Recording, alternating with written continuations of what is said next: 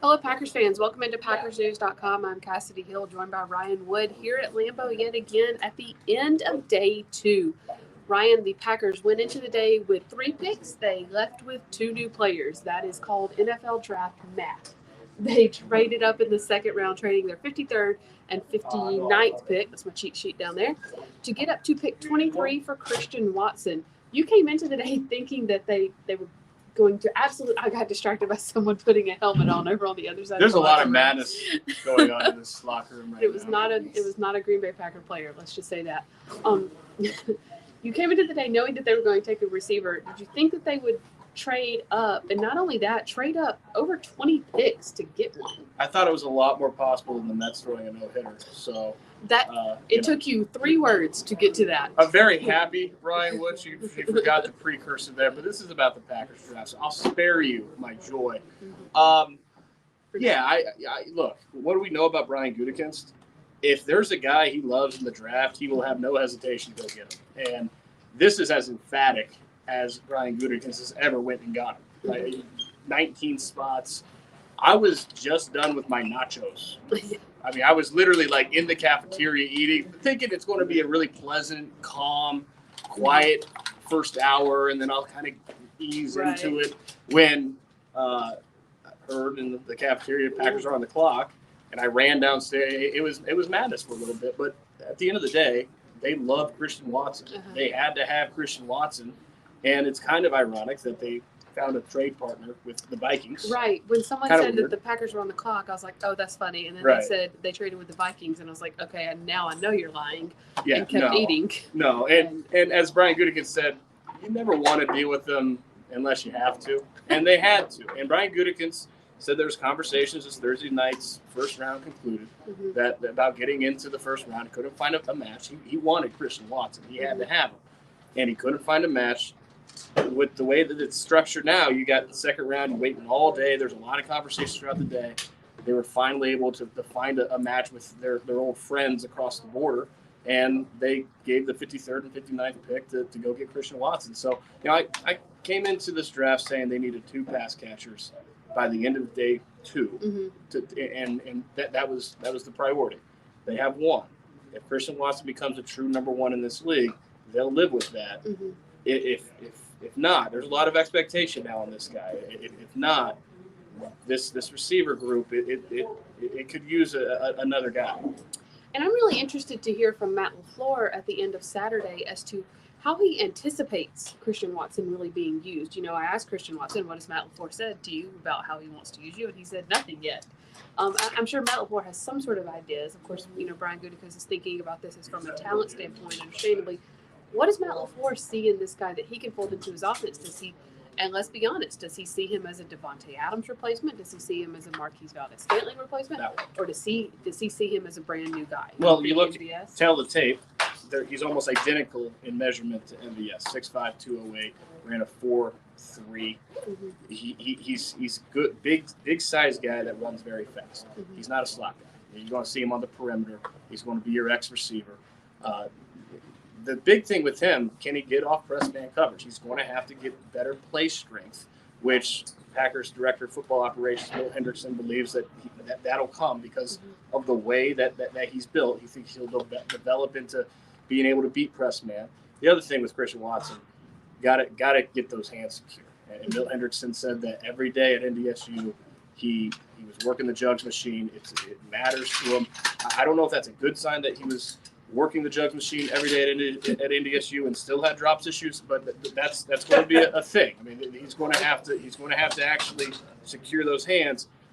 But man, size, speed. Christian Watson profiles exactly like the type of receiver that Ryan Gutekunst covets because he's got that size and speed. Right. Brian Gutekunst was actually asked straight up, what did you like about Christian Watson that made you feel comfortable giving up those many picks or giving up that much capital to trade up that high for a guy that, like you said, has some drop issues, played at DSU, which is a Division III or an FCS school, that played in a type of football competition that maybe is not equal to the NFL. It ain't the SEC. It ain't the SEC for sure. That ain't your mama's SEC. And this is what Brian Gutekunst had to say. Yeah, obviously, he's a big, fast, physical receiver. We think his best football is ahead of him. We brought him in here for one of our 30 visits, got a chance to spend a lot of time with him, and just really felt that he, really smart kid that we feel will fit our culture. And so I think, like everything, obviously, he's got really good tape. His athletic traits are off the chart. The more we got to know him as a person, we just felt really good about him. So as he said, we think his best football is ahead of him. That's something that was echoed more than once. And do the Packers have time for a second-round wide receivers whose best football is ahead of him? That's what the NFL draft is. This is a projection. What you did in college doesn't really matter. Look at Quay Walker, the 22nd overall pick. He was a 3-year backup, had a solid year as a senior, full-time starter at Georgia. 65 tackles. He wasn't the guy at his position at Georgia. It was Nakobe Dean. Nakobe Dean went 83, and Quay Walker went 22 because Quay Walker runs 4.5, low 4.5. He's 6'4", 240. It's about a projection. Same thing with Christian Watson.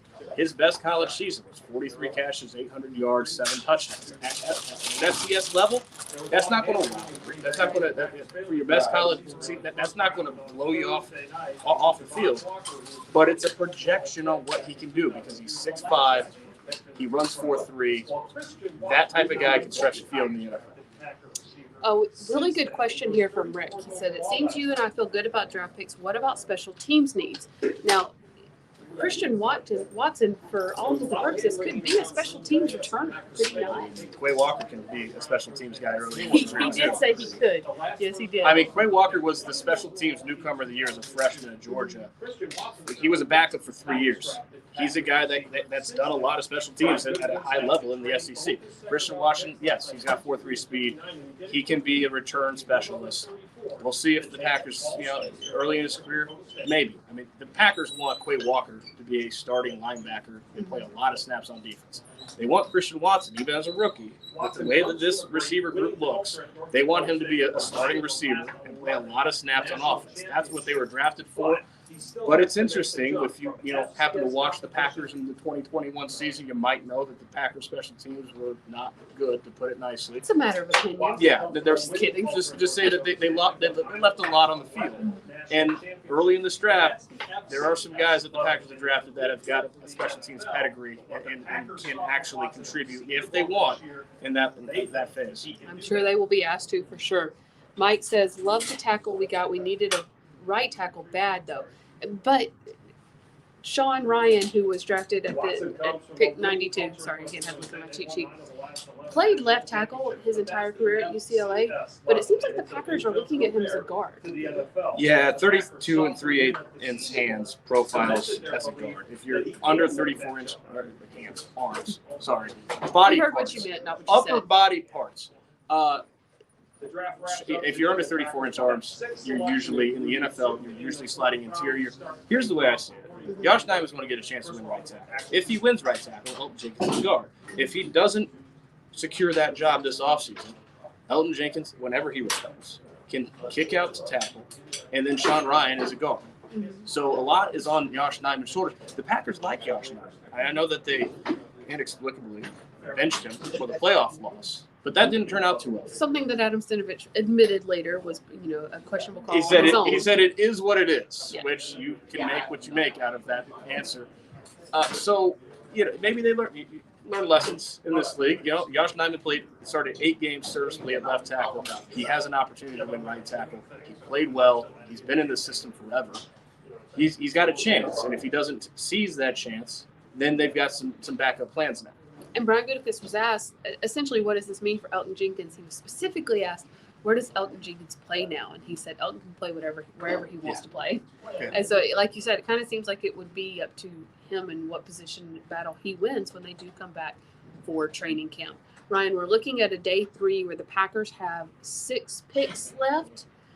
But that is assuming that they don't package anything, that they don't move around at all. They're All of totally that to free say. to do that, by the way. If they want to pick less, Yes, less work for us. We That's are cool. all for them packaging up. Go some get picks. guys. Go move up in the draft. Go get the top of your Package board. all your 7th-round picks. Move up to the 4th and 5th. Yeah, we're all for that. But I don't think Brian Gutekunst takes our opinion into account. I'm very sure he does not. All of that to say, they've sort of hit. They hit wide receiver. They've hit tackle, guard, offensive lineman. They're still kind of missing an edge guy. So is that the biggest position of need going into day 3? It's actually a great point, But here's the thing. I have them every now and then. They have more interior pass rush now than they've had in a long time. That's a very good point. So I have them now. See what we did there. So we didn't plan that. No, it's just impromptu. So if they have less on the edge, they have more on the interior. It doesn't ultimately matter where they get to the quarterback, so long as you get to the quarterback. It's a bottom line type process. So. Yeah, that's true, though. I mean, and let's not forget, they passed on Jermaine Johnson in the first round. Right. So, yeah, they had an opportunity, and they went another direction. So, Jonathan Garvin's a guy that played a lot of snaps last year for a third outside linebacker. He could do worse. He's not a quick twitch guy, but he is a bigger guy that can win with size. You want 4. At bottom line, they need Preston Smith and Rashawn Gary to stay healthy.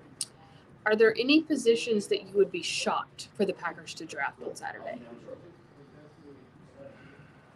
I'd say quarterback, but not. Yeah, they could take a. Yeah, might take not a day 3 quarterback. I'm rummaging through them right now. I like the Western Kentucky guy. Shocked? Yeah. If they Shocked. took a day 3 quarterback, it would be. Shock's a big word. That's a mouthful. I don't know that they don't need a running back, but my favorite running back is still on the board. Only one they running don't back. need a running back, but they don't really have a running back 3. I mean, Kylan Hill's coming off an ACL, so it wouldn't shock me. No, there's not a position that would shock. Was there only one running back taken in the first 3 rounds, Bryce Hall? I don't know. I believe so. They got Aaron Jones and AJ Dillon. I haven't paid that close attention to running back. Tight end, though, is a position that you have to think might be on the radar early in day 3. And your tight end, Trey McBride, who you wanted to keep an eye on today, is now gone. He is gone. And, kind of knew that when they went up to get Christian Watson, that Trey McBride was going to be out of the question for him. Tight end, I think they need another pass catcher in the 4th round. I mean, I asked Brian Gutekunst after the conclusion of the 3rd round if he felt like the receiver position was settled. And he said he didn't feel like it was settled. He also didn't sound to me, and I'm curious what you thought, but he didn't sound to me like there was all that much urgency there to do something. Like he felt okay with how that group looked.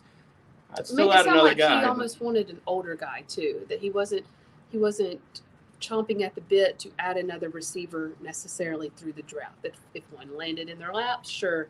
But I almost think he has his eye out on the horizon looking for another veteran. I question a little bit because Sammy Watkins, Randall Cobb, Alan Lazard, I don't know how many older vets who don't run fast you really need for a 4th guy like that. I don't know. But, they've got 5 spots. I mean, look, Christian Watson, Randall Cobb, Sammy Watkins, Alan Lazard, Amari Rodgers are all making this team. That's 5 receivers. You need at least 5 as a bare minimum. So they could theoretically be done, but I'd still keep an eye out for a pass catcher. But tight end, I mean, I think that's a premium position that you could see early day 3. Whatever happens, we will be there to cover it for you all. Ryan has full coverage from day 2 coming for you on PackersNews.com. We'll do the same for day 3. Day 3 is a gauntlet, guys. So buckle up. 6 picks. Yeah, exactly. You can starts at 11, and they move fast and quick and furious. Many hours later. Exactly. You can either stick with us through all of it. Our colleague Tom Silverstein will have a live blog running through it. We'll of course have up-to-the-minute tracker updates for you as well. Or if you want to spend your Saturday doing something else, you can catch up with us at the end of the day. We will have full coverage for you from day 3 of the NFL draft here from Lambeau Field. Thanks, Ryan. Thanks so much, guys.